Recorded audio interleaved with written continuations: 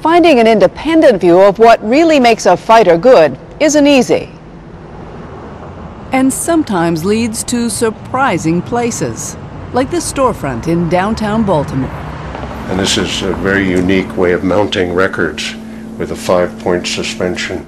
Pierre Sprey is a purist when it comes to design. He's an audiophile who builds his own equipment and makes his own recordings. But Sprey has an even more impressive background. An Ivy Leaguer with a reputation as a systems genius. He was recruited to the Pentagon in the 60s and became a member of the legendary Fighter Mafia, a band of in-house rebels that set out to prove good fighters don't have to be expensive. In the 70s, the Air Force, the apple of its eye, was the F-15. Two-engine, great big fighter for its day, close to 50,000 pounds, super big radar, all the bells and whistles. It had gotten too loaded up with junk. And so we went off and, as kind of bureaucratic guerrillas, an underground started the F-16. Which was, by comparison, what? Which was going to be less than half the size, half the cost, and much hotter. It was going to just wax the F-15. And it did. The F-16 would become the most successful fighter in U.S. history. Sprey also designed the A-10, the low-altitude combat support plane that proved so deadly in the First Gulf War. Even in retirement, Sprey keeps up with design development.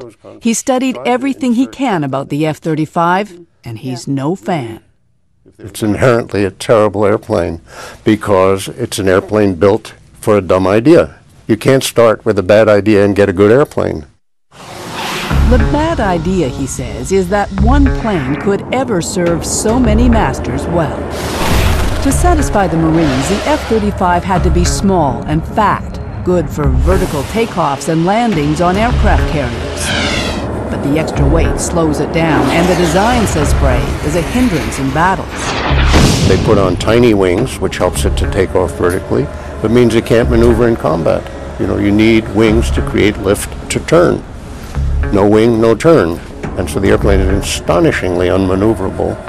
So in air-to-air combat, in dogfighting? In dogfighting, it's hopeless. Well, what about as a bomber? That's compromised too, says Sprey.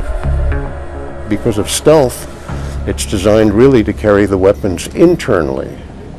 Right? You can't hang weapons under the wing and still be invisible to radar.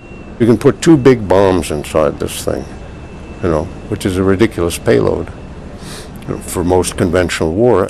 So if the F-35 is not a fine combat plane, what about as support for troops, air support? That's the most laughable of all, because to support troops, you have to be able to get in close, to maneuver, to find really difficult to find camouflage targets, and you have to be able to stay in the vicinity of the troops for 4 to 6 hours. You have to be able to loiter in order to really give them all-day cover when they need it. And this the is F-35? hopelessly impossible with the F-35. It's lucky if it can hang around for an hour or an hour and a half. So what is it good at? It's not good at anything. What about it's a as turkey. a bomber? They were well aware that they were being invaded by stealthy airplanes, and they figured out how to shoot it down. And that's what everybody's going to do who thinks they might be bombed by a stealthy airplane. Sprey isn't the only skeptic. As recently as this summer, the head of the U.S. Navy acknowledged that promises of stealth are probably overblown. So you're telling me it's a bad airplane, it can't do dogfights, it can't protect troops on the ground, it's a lousy bomber, and despite everything that the manufacturer is saying, it's not stealth. Correct. So what is You the are point exactly correct. So what is the point of this plane? The point is to spend money. That is the mission of the airplane, is for the U.S. Congress to send money to Lockheed. That's the real mission of the airplane.